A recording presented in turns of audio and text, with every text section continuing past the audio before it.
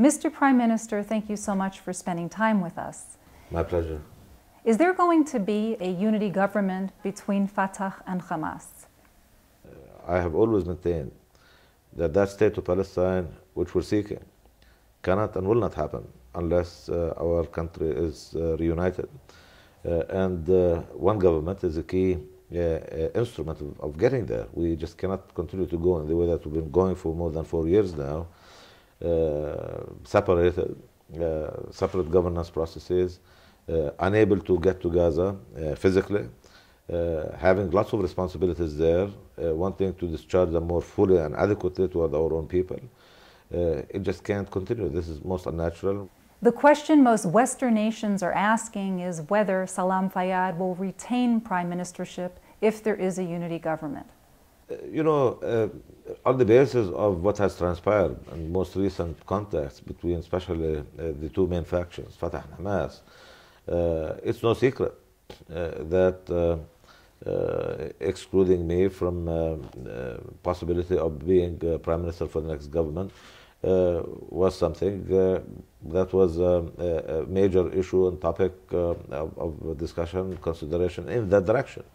And most recently, and ahead of the most recent round of discussions that took place in Cairo last Thursday, I believe, well before that, I actually called on the factions to agree on a consensus choice other than the existing prime minister, other than me, with a view to really making it absolutely clear that statements and speculation as to me being the obstacle or the impediment were completely not founded, and that they really should feel free to go ahead and do that. If you leave the government, won't a sizable amount of support be placed in jeopardy? I hope not. I mean, I personally really, I'm flattered by all of it, but at the same time, I believe it's a reflection, by and large, of the progress that we have been able to make in institutionalizing processes, governance processes, including in the important area of managing public finances. This is way too much of a responsibility and a burden for anyone